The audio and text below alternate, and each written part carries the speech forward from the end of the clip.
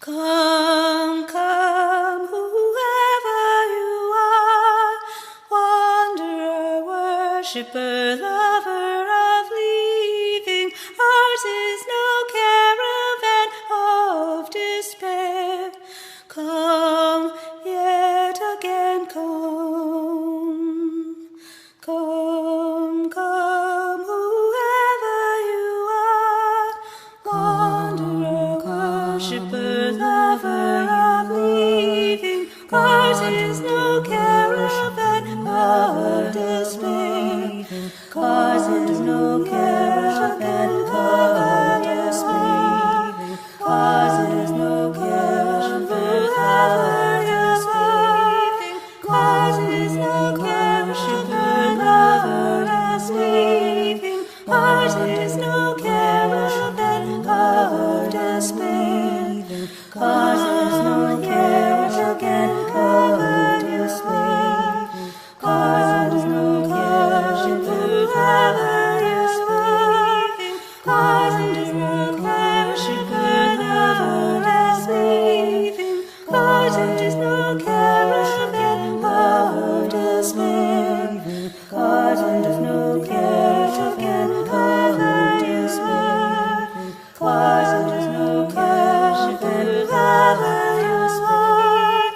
Ours is no caravan of leaving. Ours is no caravan of despair. Ours is no caravan of despair. Ours is no caravan of leaving.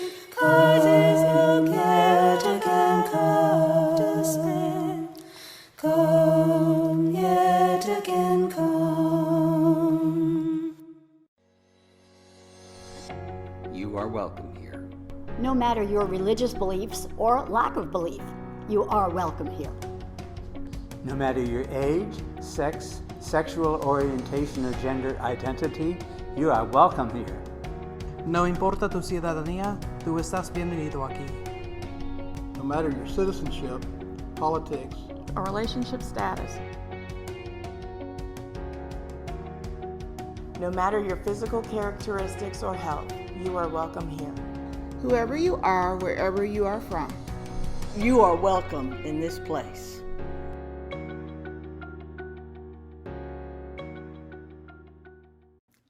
Good morning and welcome to the online worship for the Unitarian Universalist Fellowship of Montgomery. My name is Lynn Hopkins. It is my honor to serve this congregation as its minister, and I'm so glad that you are with us this morning. As I light the chalice to open the hour of worship this morning, I'm going to do something a little different. A colleague, the Reverend Joanna Lubkin, made a video of her opening words for this Sunday and generously shared it with UU ministers for the occasion, and I think it speaks for itself. Good morning. Last night, families around the world lit Chanukah candles, lighting 3 candles for the 3rd night of the festival. So I bring this morning the practice of lighting candles to this Unitarian Universalist congregation, where many of us, like myself, have a Jewish background or want to honor the Jewish holidays. The rabbis of the Talmud, well, they argued a lot, and one of the things they argued over was how one should light the Hanukkah lights.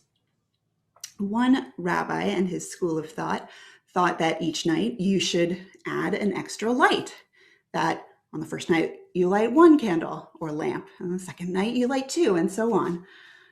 Another school of thought said, no, you should start with 8 and get fewer and fewer as it goes on. So from 8 candles and lamps or lights to 7 and 6. Well, as you may have guessed, the school of thought about adding light won over time, that's what we do.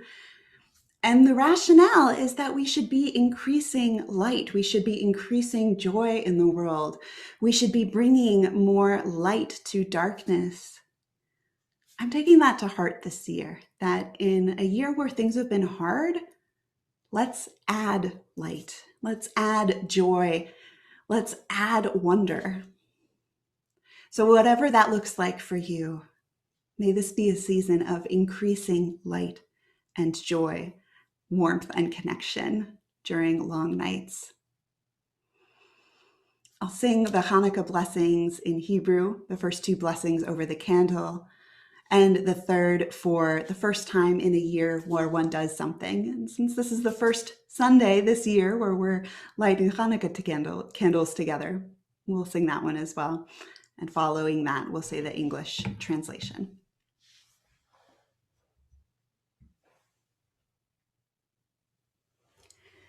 Baruch atah Adonai, Eloheinu melech haolam, asher kiddushanu b'mitzvotav, v'tzivanu le'adlik ner shel Chanukah.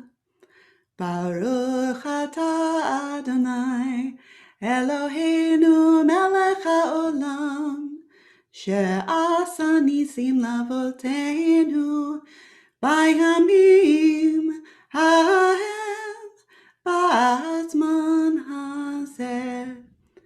Baruch atah Adonai, Eloheinu melech haolam, she'echianu v'kimanu v'higianu lazman hazeh.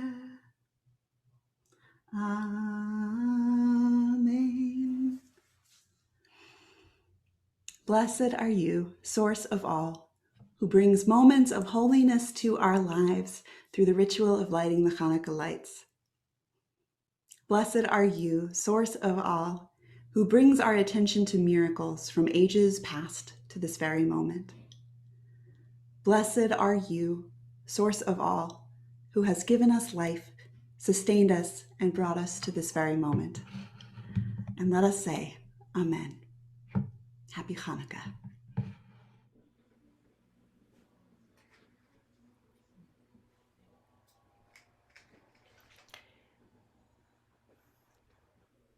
I'd like to invite you now to join me in speaking aloud our congregational covenant. We, the members and friends of the Unitarian Universalist Fellowship of Montgomery, promise to serve our community with open minds, willing hearts, and helping hands as we respect one another, honoring that our perceptions may differ, value our differences, working to better understand them in conflict, give joyfully of ourselves, being in harmony with our capabilities, and embrace our connections with each other, nature, the global community, and the great mystery of life. And now we're going to hear from our coordinator of religious education, Roger Burdett, with A Time for All Ages.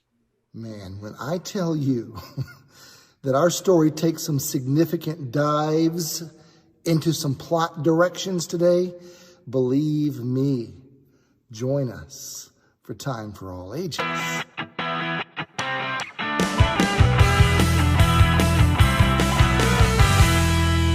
All right, I'm going to paraphrase a whole lot of this story. I really want to get to some meat. There's some really important things happening today.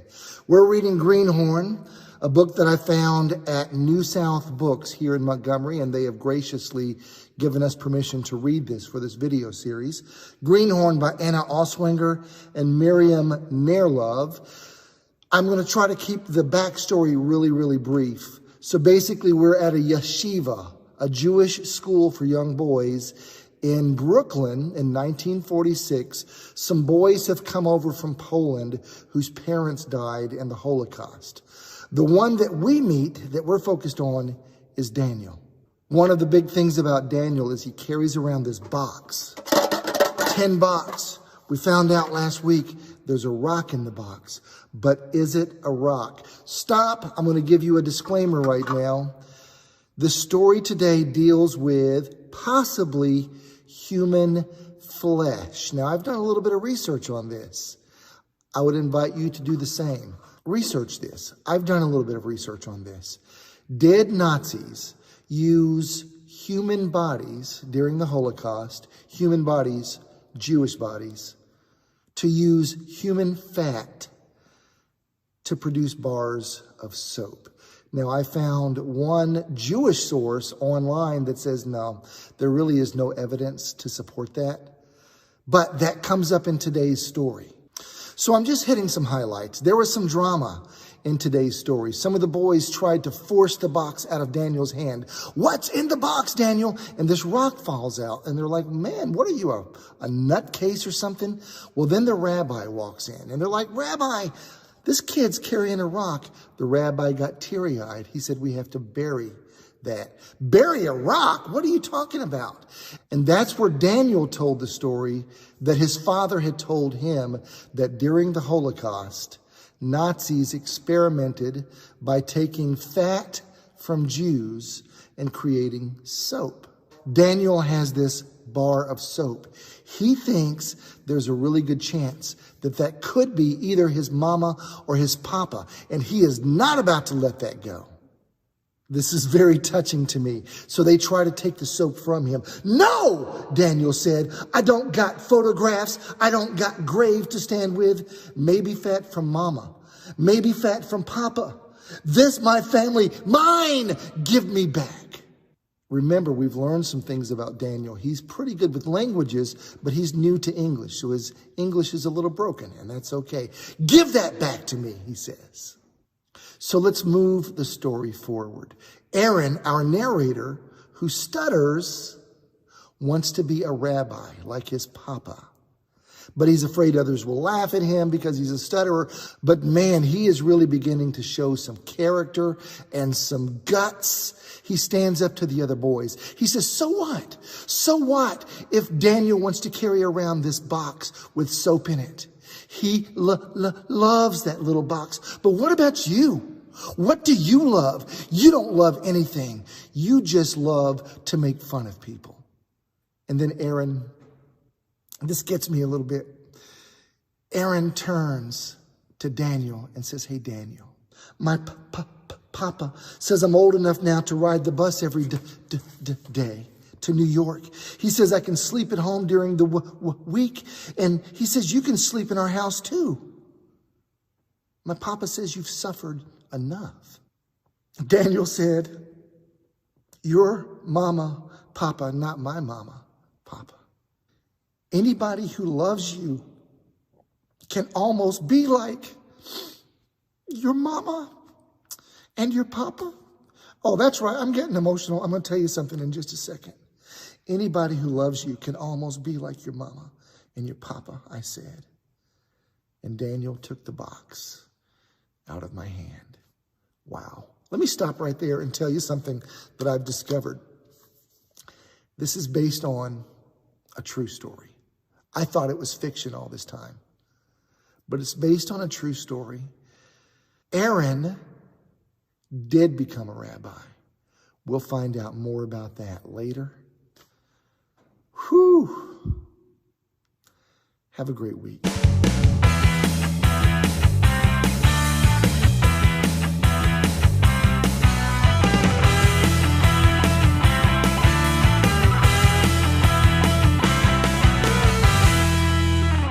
It is our regular practice in services to set aside a moment, a time of ritual, to lift up and let go the things that we carry with us during the week. There's a lot going on right now, and so I especially want to lift up those who are touched by this increasingly devastating pandemic, those who are struggling with illness of all types, those facing unemployment or other forms of economic hardship. I want to lift up those who are burdened by anxiety and worry, those suffering most severely in isolation, those who find it so difficult to bear being far from family in this time when usually family has an opportunity to gather in celebration. This holiday season will be a very difficult one for many of us for many reasons. I want to express my gratitude to Roger Burdett and Lynette Morse and LaDonna Idell for working on a holiday program so that we can join, if only online, come together for some festivities and celebrate, speak whatever is on your heart, both the burdens and the celebrations. Use the chat box adjacent to the video so that we may know each other and be together in community.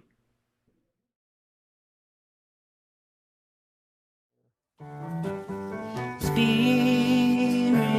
of light, come unto me, sing in my heart all the stirrings of compassion, flow with the wind, rise in the seas, move in my hand, giving light the shape of justice. Roots hold me close, wings set me free. Spirit of light, come to me, come to me.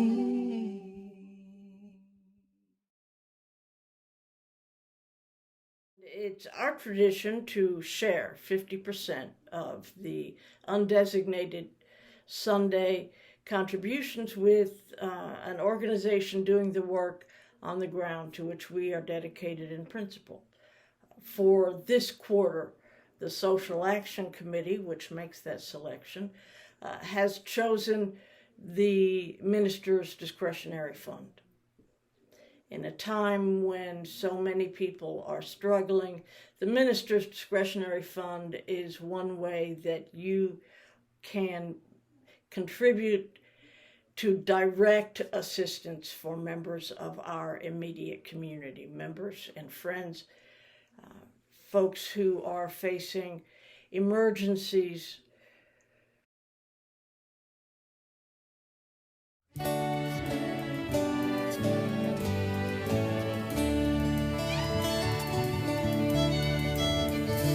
Be the light, be the light. When darkness surrounds us and we can't tell black from white, be the light, be the light. Each candle that we kindle calls on us to be the light.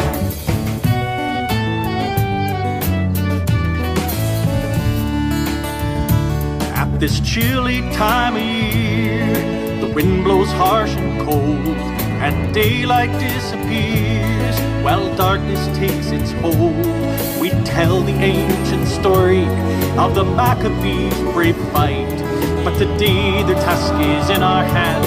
We all must be the light. Be the light. Be the light. Be the light. Be the light. When darkness surrounds us, be the light. Be the light. Each candle that we kindle calls on us to be the light.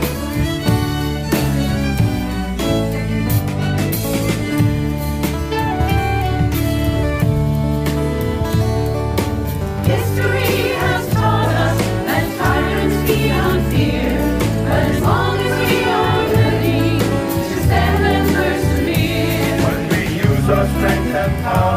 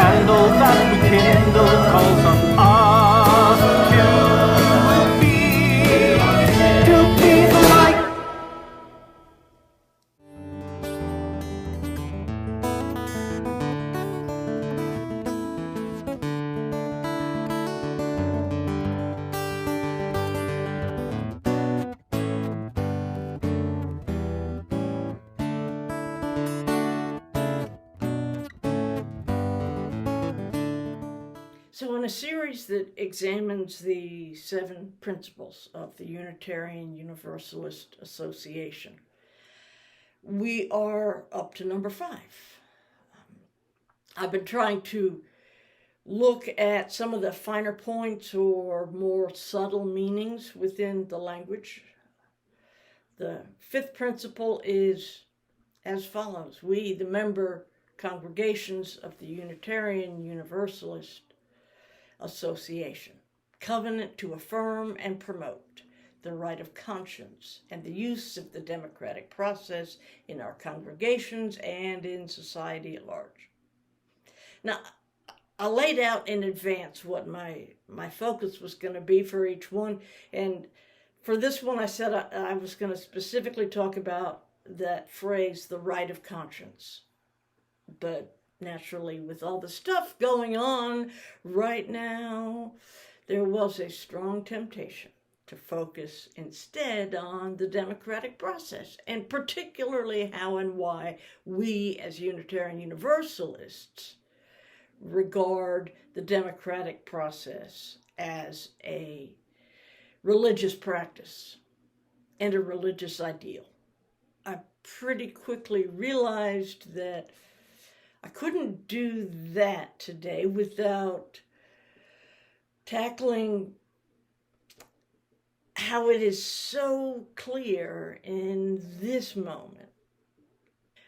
American democracy means white democracy, means white supremacy. And from there, I'd look at what Unitarian Universalist thought tells us about true democracy as a religious ideal. That brings me to how well or conscientiously or not we apply those ideals, how well we apply those in Unitarian Universalist culture, both in our whole system and in the local congregation. So, well, it's clear that I have at least 3 sermons there, and I'm not clever enough to do that in a way that fits in 20 minutes. In January, a lot of that content is going to make its way in, along with, some provocative spiritual claims and some challenging questions. So I'm setting aside the democratic process for now. Today, I want to address this phrase that's always puzzled me a bit, the right of conscience. It puzzles me a bit because, first of all, clearly we're not claiming it as a legal right. Unitarian Universalists have, throughout our history, participated in civil disobedience, in intentional violation of the law. We are no better than to believe or expect that the law will grant a right of conscience. It can't be that we're trying to affirm a moral right of conscience, because doesn't the word conscience itself imply what is moral or right in our own view, even when it is unpopular or even dangerous? So what could it mean to say that we affirm the right of conscience? It might be useful to look at the environments of the religious traditions from which Unitarianism and Universalism emerged. I suspect the context might help us understand why this claim is significant to us.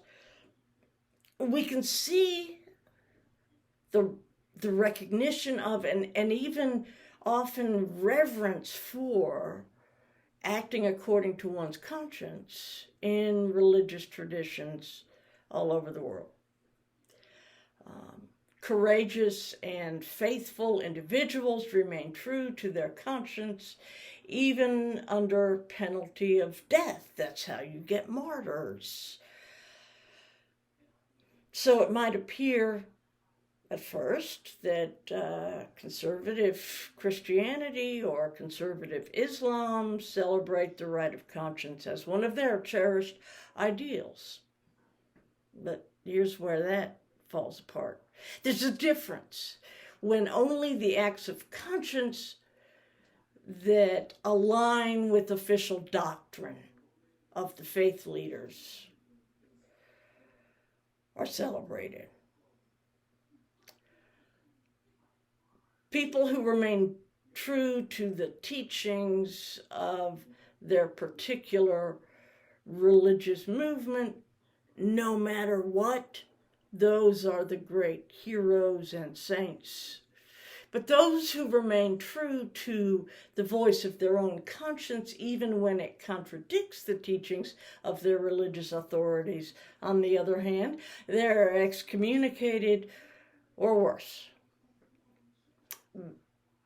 In Unitarian Universalism, by placing the right of conscience in partnership with the democratic process, and in fact, by placing it first in this principle,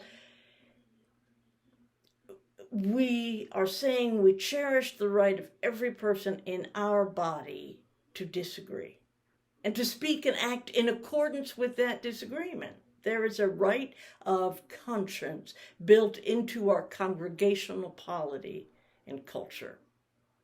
Now, of course, there does come a time when that disagreement may threaten to harm others. And we turn to the covenant of our congregation as a guide. We might always affirm your right to conscience, but sometimes the way someone interprets the leading of their own conscience could compel us to say that we're going to need to affirm that right of conscience from a safe distance. No one will be expelled, for example, for believing that queer folk are all going to hell. But if they insist on trying to teach that as truth in our midst, it does harm to others. It flies in the face of our first and second and third and fourth principle. And frankly, it places that person outside of the community of covenant. We can continue to recognize the inherent worth and the right of conscience of that person while requiring them to separate in order to honor the worth and conscience of those who are in covenant. It's hard, and it's really sad, but it does happen. Something like that happened last year at the Unitarian Universalist Ministers Association. The board of the Ministers Association took an unprecedented step of publicly censuring a member. It created and frankly continues to generate a great deal of controversy and friction within the association and in many congregations. The board of the UUMA, along with a large number of clergy members of the association, including me, reached the conclusion that the minister in question placed himself firmly outside of the covenant of the association by his actions, and then solidified that position by refusing to enter into authentic dialogue with those who were harmed. He took pride in his disruptive action, and there's nothing inherently wrong with that. He voiced a minority opinion which is widely condemned by the majority, and there's not even anything inherently wrong with that. But our covenant requires that people be willing to hear and be confronted by the harm done by provocative words and deliberate disruptive actions. We might have been content as an association to let the matter drop, and frankly, we all would have felt a whole lot better if this minister had been willing to enter into that dialogue and conscientious reflection. Even so, the minister was not exiled or excommunicated and continues to serve the congregation that called him. Yes, we believe in the unbounded right of dissent. We absolutely affirm the right of every member to act in accordance with their conscience. But if someone chooses to be a member of an intentionally diverse community, it's necessary that they conduct themselves in a way that sustains the spiritual health and the intellectual integrity and the practice of radical hospitality within that community. It's an enormously tall order. And it means that all of us as Unitarian Universalists live and act in love with people who might kind of make us cringe. But we do it. We believe in it. Now, it's a given that the rights of different people sometimes come into conflict.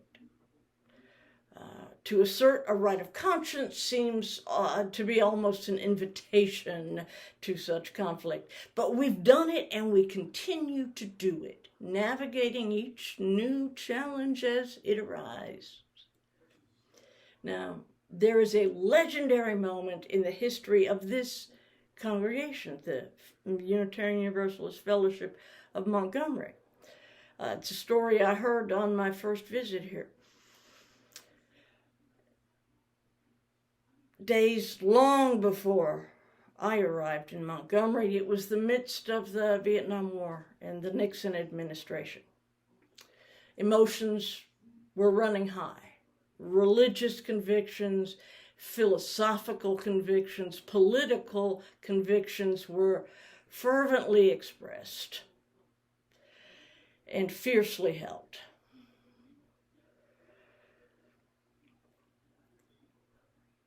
Ultimately, this moment culminated in the drafting of a letter to the President of the United States. Well, actually 2 letters. You see, roughly half of the congregation signed on to a letter supporting the position of the government, and roughly half wrote to condemn it.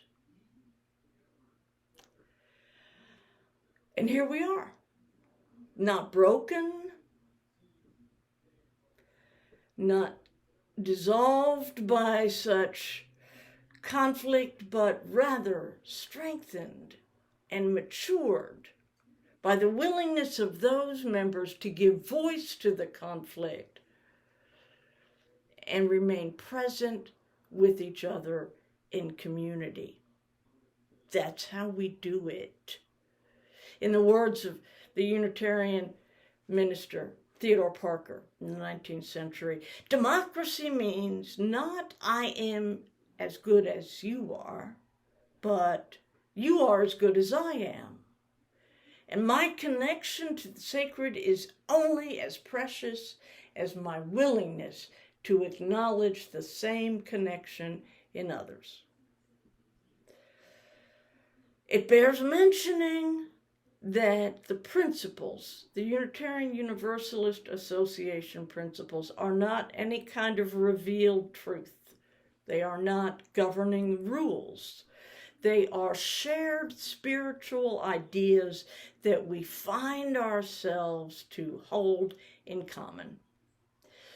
So just as the first principle does not mandate the inherent worth of every person, but simply names it, likewise the 5th principle doesn't create a right of conscience, but recognizes it. It's what the great philosophers might have called a natural right. Of course, we don't all believe in natural rights. And even those of us who do might not think it necessary or appropriate to put the right of conscience on an enumerated list. We certainly would not agree on what it means for something to be a right if we got down to all the practical implications of it. The idea is far too vague. So my colleague, the Reverend Odette Fulbright, takes a totally different approach to the language of right in this principle. I'm quoting here, Principle 5 begins with the right of conscience. Used in this way, I think it doesn't mean as much that we have a right to our conscience as it is saying that we must give way to conscience, as in the right of way. It is an affirmation of our first principle, to affirm the right, the imperative power of conscience, is to assert again our conviction that every person has worth and dignity. Every person is able to access a source of truth and wisdom.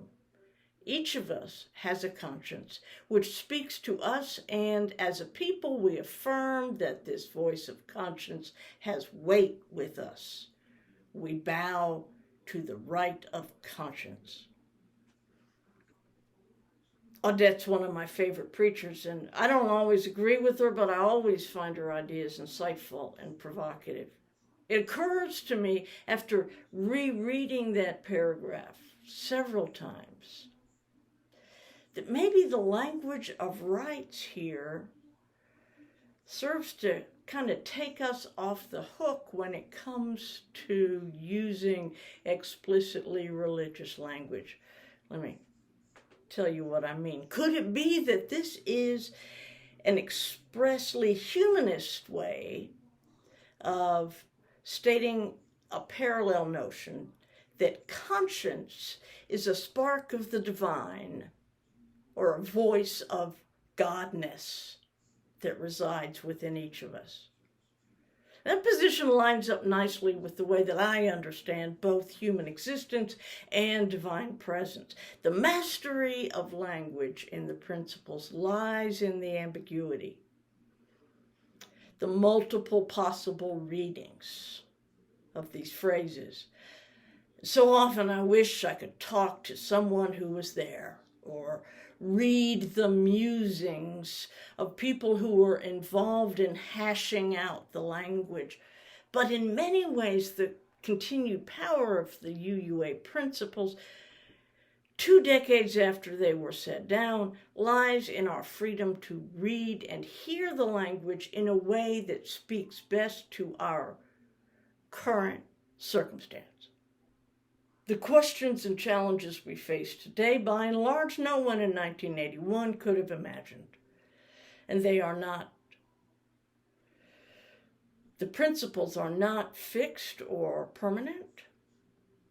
In fact, our association bylaws call for continual review and revision. And the best part of this review and revision, this analysis and update, this argument and agreement, is that the process will always be informed and guided by this principle that we hold in common: the right of conscience and the use of the democratic process. May it be so.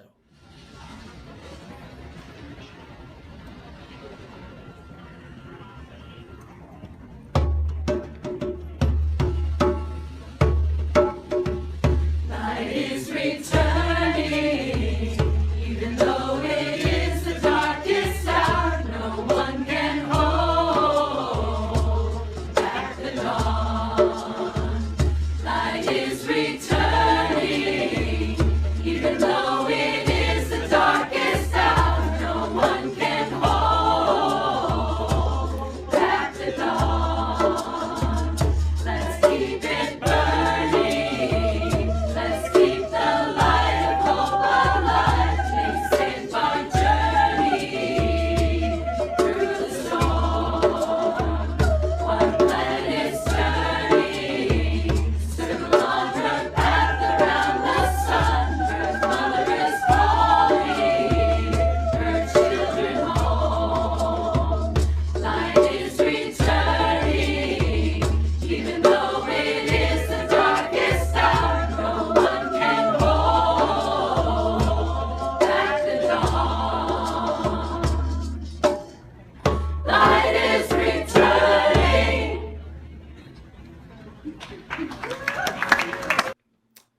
invite you to join us for second hour. It takes place in Zoom. The link is on our website and in the chat. That starts at 11. Open discussion. And then we've got a number of things going on in the coming week. And on Christmas Eve, we're going to have an online sing-along party. All of that. Check out your email for the weekly beacon and for other announcements. If you're not getting the email, please scroll to the bottom of our website, uumontgomery.org, and click to sign up. If you've accidentally taken yourself off, or if an email bounced at some point, I can't put you back on. The system protects against spam that way. You have to re-enroll yourself. So please make sure that you're getting our emails.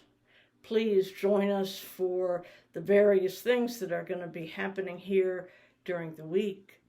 Come over to Zoom at 11 o'clock for discussion and conversation and maybe some disagreement. And in the meantime, our service has ended. May our service begin.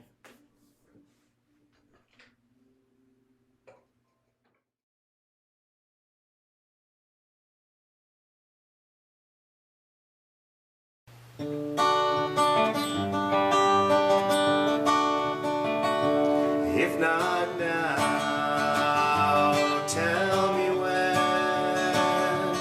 If not now, tell me when.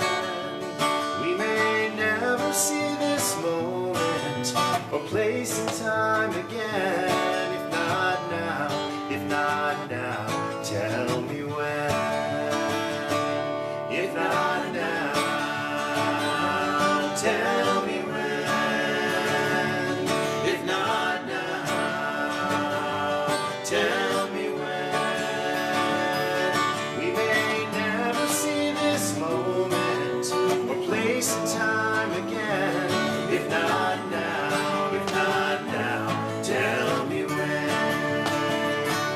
I see sorrow and trouble in this land. I see sorrow and trouble in this land. Although there will be struggle, we'll make the change we can. If not now, tell me when. If not now, tell me when. If not now, tell me when. We may never see this moment or place and time again. If not now, tell me when. I may never see the promised land. I may never see the promised land. And yet we'll take the journey and walk it hand in hand. If not now, tell me when. If not now, tell me when. If not now, tell me when. We may never see this moment or place or time again. If not now, tell me when. So we'll work till it's done. Every daughter, every son, every soul that's ever longed for something better, something brighter. It will take a change of heart for this to mend. It will take a change of heart for this to mend. But miracles will happen, very shining now and then. If not